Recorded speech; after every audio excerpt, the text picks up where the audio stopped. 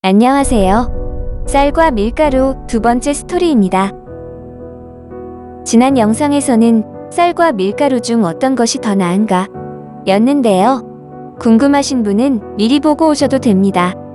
하지만 이번 영상만 보신다 해도 크게 지장은 없으니 귀찮으시면 그냥 고고하세요. 이번 영상에서는 현명하게 탄수화물 섭취하는 방법에 대해 알려드리려고 해요. 그러려면 일단 동양과 서양의 주식인 쌀과 밀가루에 대해 기본 상식을 알고 가야 하겠죠?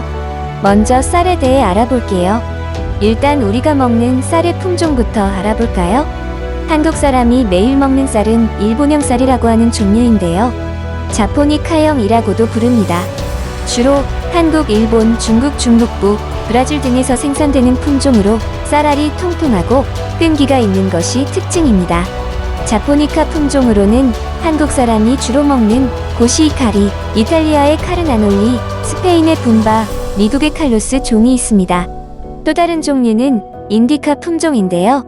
주로 인도, 동남아시아, 중국 남부에서 생산되고요. 쌀알이 길쭉하고 찰기가 없는 쌀입니다.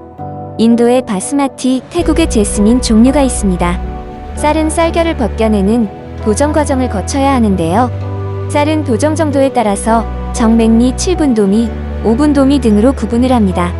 정백리는 흔히 백리라고 말하는 것이고요. 쌀겨층과 씨눈을 완전히 제거하게 됩니다. 7분도미는 씨눈이 70% 정도 남게 되고요. 우리가 알고 있는 현미가 5분도미입니다. 5분도미부터 씨눈이 전부 남게 도정합니다. 현미는 완겨만 제거한 상태라 미네랄과 식이섬유, 단백질, 지질 등이 풍부합니다. 밀은 단단한 경질밀과 덜 단단한 연질밀이 있는데요. 강력부는 경질밀로 만들어진 것이고 글루텐 함량도 12%입니다.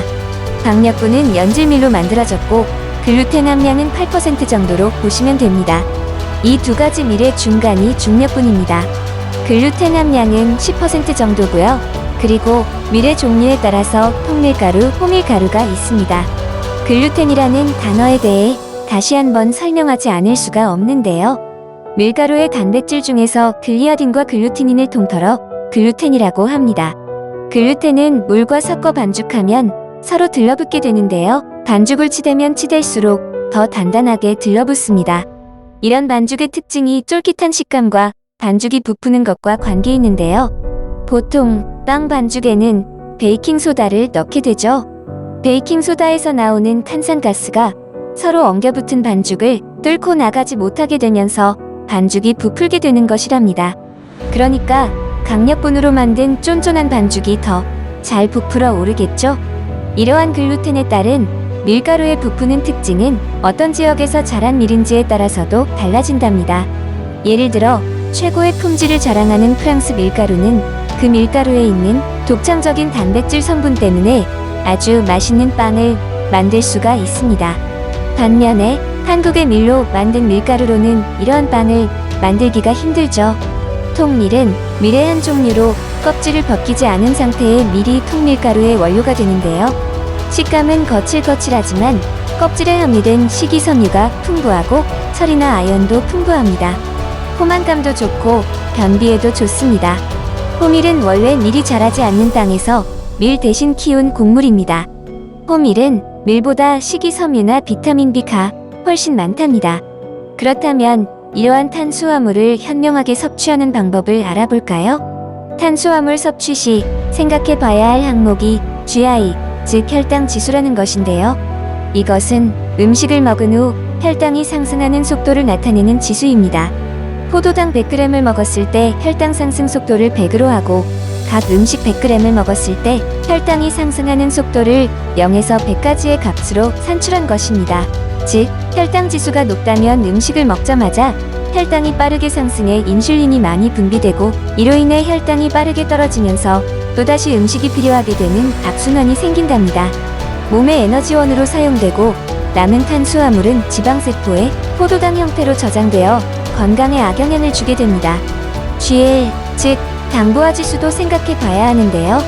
이 지수는 일의 섭취량을 기준으로 혈당이 얼마나 상승하는지를 0에서 60까지의 수치로 나타낸 것입니다. GI 지수가 일의 섭취량과는 관계없이 계산된 지수라면 GL 지수는 식품마다 일에 섭취하는 양에 함유된 당질의 함량을 나타내는 지수입니다. 예를 들면 당근의 경우 GI는 90이지만 GL은 5입니다. 즉 당근 자체만으로는 혈당을 빠르게 높이는 식품이 맞지만 우리가 먹는 일의 섭취량으로는 그렇게 빠르게 혈당이 증가하지 않는다는 말인 것이죠. 현명하게 탄수화물을 섭취하려면 GI 지수뿐만 아니라 GL 지수도 같이 보아야 하는 이유입니다. 탄수화물은 몸의 중요한 에너지원입니다. 다이어트나 당뇨 때문에 탄수화물 섭취에 제한을 두어야 한다면 무조건 안 먹기보다는 GI 지수와 GL 지수를 고려해서 현명하게 식단을 짜는 것이 훨씬 도움이 되겠죠. 쌀이냐 밀가루냐? 어떤 것이 더 몸에 좋은 걸까? 라고 생각하기보다는 백미보다는 현미, 밀가루에 설탕이나 버터가 많이 들어간 빵보다는 통밀빵이나 호밀빵을 선택하는 것이 현명해 보입니다. 사실 빵 없이는 살 수가 없으니까요. 저만 그런가요? 시청해주셔서 감사합니다. 여러분의 건강한 먹생활을 응원합니다. 먹직사였습니다.